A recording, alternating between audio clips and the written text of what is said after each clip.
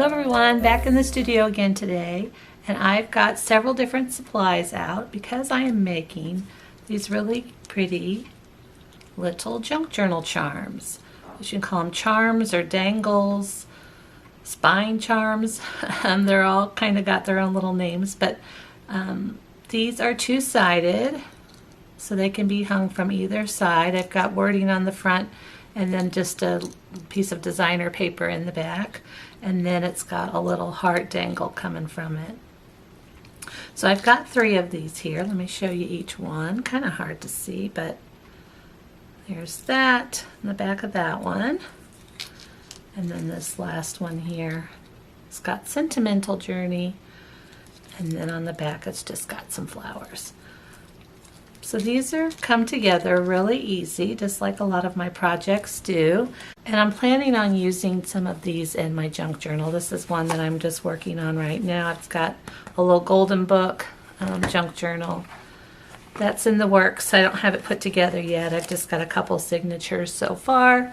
But I'll probably end up putting like a grommet here or something on the end, and then hanging one of these off of the end of it.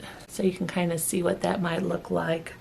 And of course this has just got like a little key ring attachment on the very top, but you can put a paper clip, or also some of these little bulb pins can come off of it depending on what kind of way that you want to attach it to your journal. But these would also look cute if you put a paper clip. Since this is a key ring, you can put a paper clip here on the edge and bring it around, and then it can also come up off at the side of a page. Let's see, let's just grab one here so you can see what I'm talking about, and it can just be slid right in, and it could be hanging off the side like that or that. Okay, so let me pull that back off. Several different ways that these can be attached, but for now let's just concentrate on showing you how I made these. Okay, I just started out by getting some of these key tags just from Walmart. They're like 3 something, and you get 25 tags in it, and then they just got the split ring, like I said, top. But these are have paper that you would normally just write on whatever. There's a little key tag. Let me get it open here. We'll just pull a couple out. But I thought these were a really good base to use for starting a little charm or a little dangle. So let me show you what I did here. I'll move these up here out of the way just a little bit. I start out by just removing this little key ring first to get it out of the way, and then we're just left with this base. And on all of these I've got, if you can tell, a little gold sparkle that's around the outside edge of each one. And you can tell this side's got more, this side's thinner than this side is as far as the thickness of the silver part. So what I want to do to start out then is I've used just this gold acrylic craft paint on it. It's just a gold glitter. If you've got like a gold marker, you can do this as well, and of course that'd probably be easier because it would dry quicker. But this is all that I had on hand, and this is just one that came from Dollar General. I live in a small town and we don't have much in the way of supplies around here, but I wanted a gold in the outline of this, so I thought, well, this will work. And sometimes we just gotta use what's available to us. So I have that, and then I just have this little bitty paintbrush. I'm gonna bring a piece of little scrap paper over to put it on top of, just to protect this little shake. And the only thing I did on this was go around this very outside edge. Get this over here. It's a little dip. And I'm just taking my brush and pushing it up to the side. I'm getting it pretty thick because it is a glitter, and I don't just want it to be a real thin glitter. I'm just going to go up against the edge of this all the way around, being sure to cover each little white spot. So I'm going to do that all the way around here. And it does take just a minute to do, but that's okay. I can speed this part up.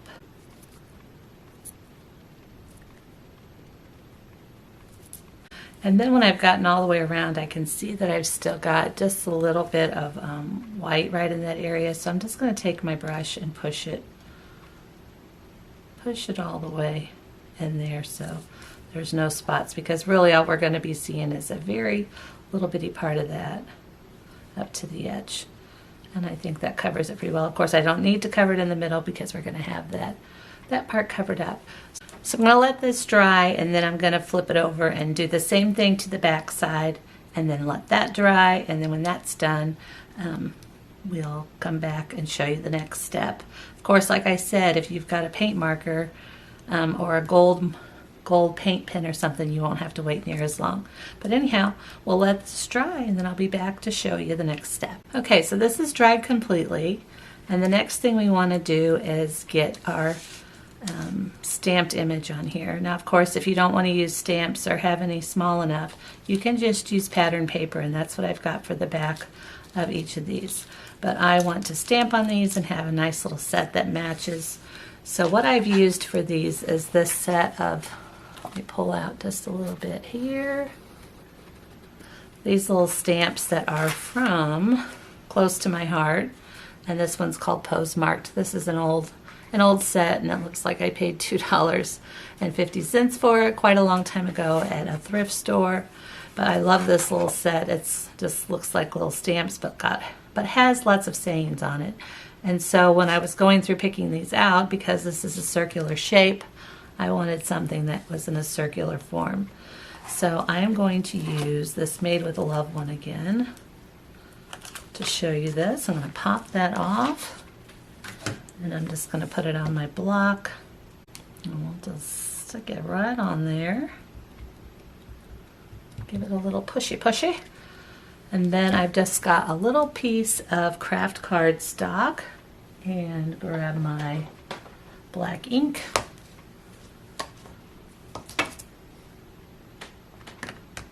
Make sure this is coated well.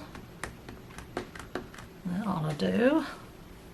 Scooch that out of the way, and then put that right on there. I think that looks all right. Put all that to the side, because if I don't, I will stick my finger in there, I guarantee it. Okay, next I'm going to use this punch because it was the perfect size to go around it, and this is just a 1-inch punch. And it seems to fit in there just right. Let me try to get all the border about the same. There we go. And then I'm going to use some of this Distress ink by Tim Holtz. It's in the walnut stain and just a sponge. And I'm going to go around the outside edge of this just to kind of antique it up a little bit, give it a little bit more detail. And that's that. And then I'm just going to attach this right on here. So I've just got some glue here. This is the just tacky glue, and I always keep it in this old container stored upside down, and then it never clogs up on me. Okay, and I'm going to line that up as best I can right in the middle. So I have the same amount of border all around the edge. I'll give that a little push down and hold it down for just a moment or two. Make sure it's sealing well. Then for the back side of this one, I'm just going to use this plaid. I think it'll look nice on there. Let's see, how much of that do I want? Maybe about like that'll be good. Yeah, that'll be fine, I think.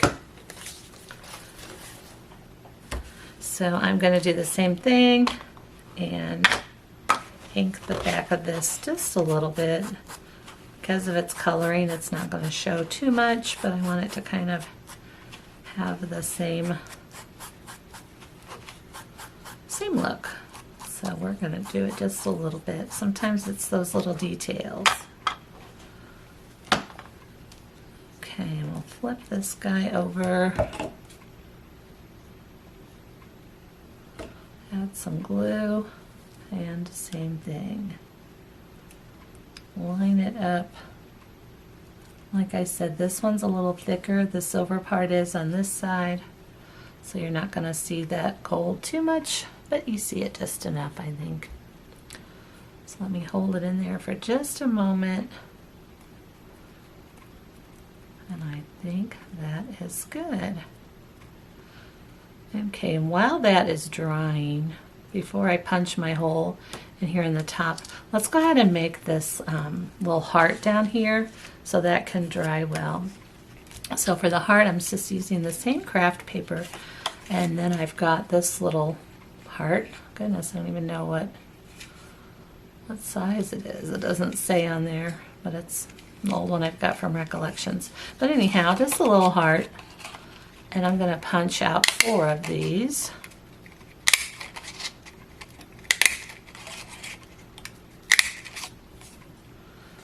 Move that over. I usually take these backs off, and I haven't on that yet because those things drive me nuts. Anyhow, let me bring over a piece of glue paper, and I'm going to just use some stick glue, and I'm going to glue all 4 of these hearts together. And that's what's going to give me a nice, I don't know if you can tell on this, a nice little thickness to the heart instead of just doing one little tiny piece. I can layer these up. It makes it nice and thick and has some, you know, some oomph to it.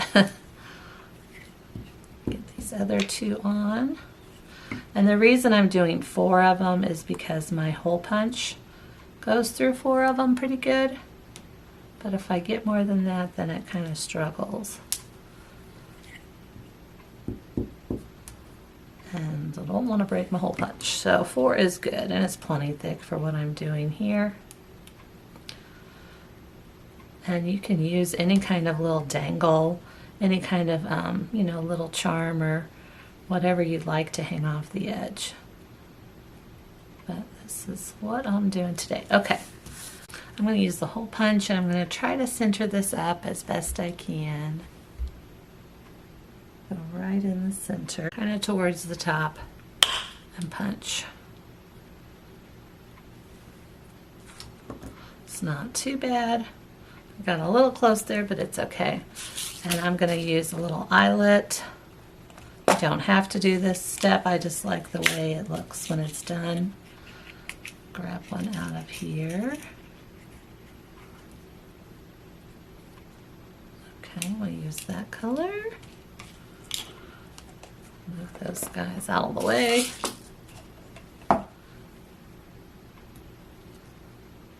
Put that in, and then I'm going to set that in place.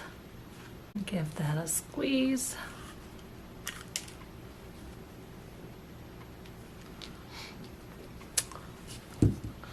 Okay, we got that done. That's put in there. And so I'm going to ink around the edge of this as well.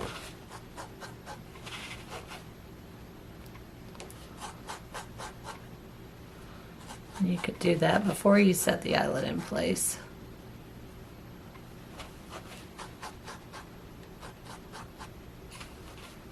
If you want. There we go. So now I'm ready to punch a couple of holes. Let's see, we need a hole in the top and a hole in the bottom. So let's do that now. Okay, I think right in there looks good. And then I want one for the bottom as well. Right in there. Okay, I'm pretty happy with that. So now I'm going to start setting this other stuff back in place. Okay, so now let's start putting everything back together here. Put the split ring in. If I can split the ring, there we go. So there's the top. So for these, I've got a bigger jump ring and then a smaller one and then a bigger one, because for my smaller ones wouldn't fit through this size, but the bigger did. And then also, I would have preferred to use gold and silver, since those are kind of the colors running through this, but I only had some silver and then this other color, so it's just what I had, so I'm using what I have. So I think it'll be just fine. And I've already put these jump rings together in that order, with this bigger, smaller, bigger. So let's go ahead and attach this. I'm going to open this up, slip it through, and then close it back up. And of course, this is the time that you can get really creative and use some beads or whatever you might have on hand. Okay, and then to attach this bottom part, get it open and do the same little thing.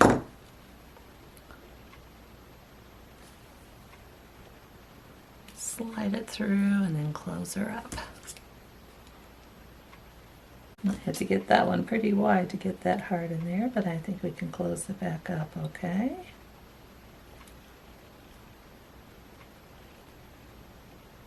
There we go. And that is that part. Okay, so that's how it's looking so far. I want to add some little ribbon to the top of this, and then I also want to paint some sparkles on the bottom of this as well. So let's go ahead and add a little bit of lace to the top first.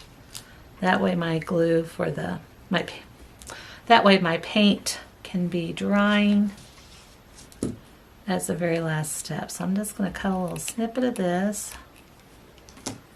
and then I have a little piece of string that I'm going to tie it off with. So let's put this through here.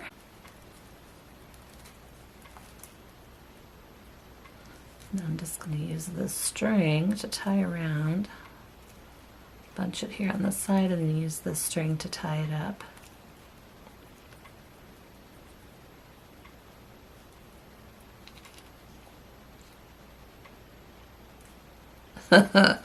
Get over there already. All right, put it down. Do it right.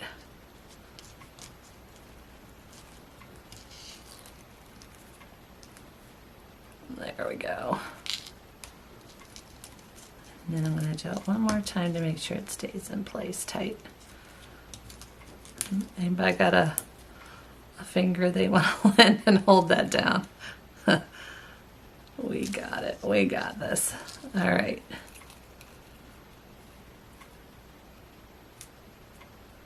And then I'm going to get it a cut. Oh, about right in there. Looks pretty good. Okay. So that is that. And then the very last step for this one is just putting some of that glitter paint on the bottom. So I'll bring this back in.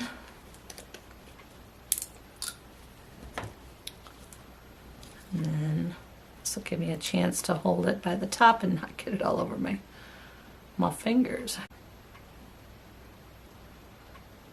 Of course, I could have put this on there earlier and let it dry, but it's all right.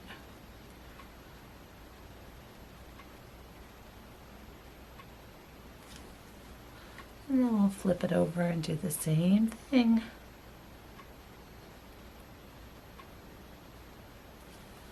Okay.